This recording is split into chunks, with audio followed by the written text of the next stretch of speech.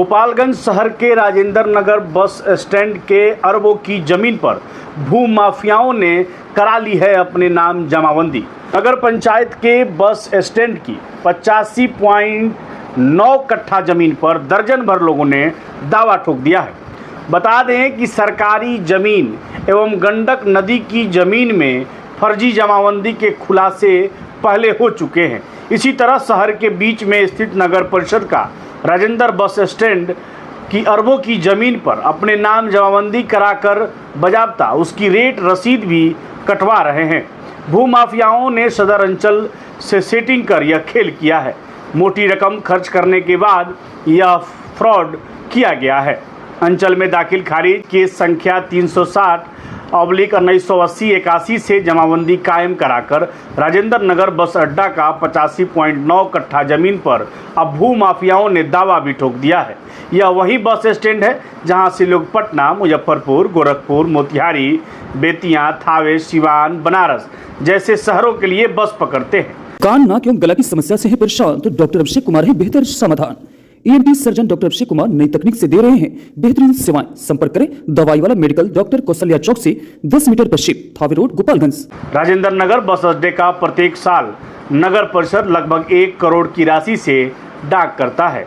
नगर परिषद ने यहां 45 दुकानों को बनाकर कई लोगों के नाम पर आवंटित किया है। दुकानों से प्रतिमाह किराया वसूला जाता है। यात्री पड़ाव, नगर परिषद का लॉज, सुलभ शौचालय बना हुआ है। अब उसी जमीन की जमाबंदी कायम करा ली गई है। स्टैंड के पास एक धूर जमीन की कीमत लगभग 20 लाख तक की है। वहां अरबों की सरकारी जमीन को अपने नाम करा ली गई है, मगर परिषद ने सीओ से जांच कराई तो सामने आए तथ्य कुचायकोट थाना क्षेत्र के सासा मुसा के रहने वाले अजय दुबे ने नगर परिषद के कार्यपालक पदाधिकारी राहुल दुबे को आवेदन देकर स्टैंड की जमीन पर अपना दावा ठोका। तब नगर परिषद ने मामले की जांच सीओ से कराई। सीओ के स्तर से पूरे मामले की जांच कर अपने पत्रांक 2488 दिनांक 6 अगस्त से अपनी रिपोर्ट नगर परिषद को सौंप दी है। इसमें राजेंद्र नगर बस स्टैंड के जमीन की जमाबंदी चलने की बात कही गई है।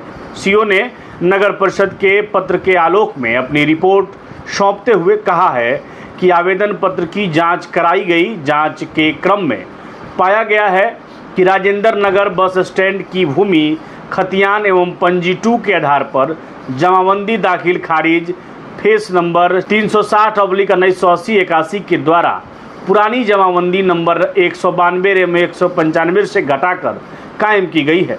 नगर परिषद के कार्यपालक पदाधिकारी राहुल दुबे से संपर्क करने पर उनके द्वारा बताया गया कि अजय दुबे नाम के एक व्यक्ति के द्वारा दिए गए आवेदन की जांच सीओ से कराई गई। सीओ ने अपनी रिपोर्ट में कहा है कि कुछ भाग पर दर्जन भर व्यक्तियों के द्वारा अवैध रूप से दखल कब्जा किया गया है। इसमें पलानी एवं गुमटी रखा गया है। इनके द्वारा दुकानें बंद रखी गई हैं, लेकिन कब्जा रखा गया है। राजेंद्र नगर बस स्टैंड के अरबों की ज़मीन को हड़पने के लिए फ्रॉड कर जमीन की जमाबंदी को कायम कराया गया है। इस पर कांग्रेस सेवा दल की ओर से डीएम साहब को ये आवेदन दिया गया कि इस मामले की निष्पक्ष जांच कर भू माफिया, कर्मचारी, सीआई, सीओ पर कार्रवाई की जाए। कार्रवाई नहीं होने पर कांग्रेस सेवा दल के द्वारा अनशन करने की बात भी कही जा रही है। इस पर गोपालगंज डीएम के द्वारा कहा गया, राजेंद्र नगर बस अड्डे की जमीन नगर परिषद की है। अगर किसी ने फ्रॉड कर जमाबंदी करा ली है तो उसकी जमाबंदी को रद्द किया जाएगा। फ्रॉड में जो लोग शामिल होंगे उन पर प्राथमिकी दर्ज कराई जाएगी। जमाबंदी कायम करने वाले कर्मचारी एवं सीओ की भूमिका की भी जांच कर कार्रवाई की जाएगी। मोहम्मद मकसूद आलम डीएम ने उक्त बातें कही है। बता दें कि गोपालगंज जिले में कई ऐसे मामले, जब से जमीन सर्वे की बात शुरू हुई है तब से कई ऐसे मामले आ रहे हैं जिसमें सरकारी ज़मीनों को भी लोग अपने नाम कर चुके हैं, जमाबंदी अपने नाम करवा चुके हैं। पूरे जिले में इस तरह की लगभग दर्जनों मामले हैं जो अब तक सामने आ चुके हैं। देखना है कि इस मामले में कितनी कठोर कार्रवाई प्रशासन के द्वारा की जाती है। निश्चित तौर पर गोपालगंज जिले में भू माफियाओं का एक अलग खेल चलता है, जिससे आम लोग पूरी तरह से प्रताड़ित रहते हैं। कई बार उक्त मामले बाहर निकल कर आते हैं, लेकिन पैसे की दबाव और बड़े बड़े रसूखदार लोगों के शामिल होने के चलते ऐसे मामले ज्यों के त्यों ही रह जाते हैं। बाकी ये वीडियो कैसा लगा और आपकी प्रतिक्रिया क्या है, और आप भी क्या ऐसे किसी मामले को जानते हैं या आपके साथ भी ऐसा कोई खेल हुआ है, तो आप कमेंट सेक्शन में अपनी प्रतिक्रिया व्यक्त करिएगा। धन्यवाद।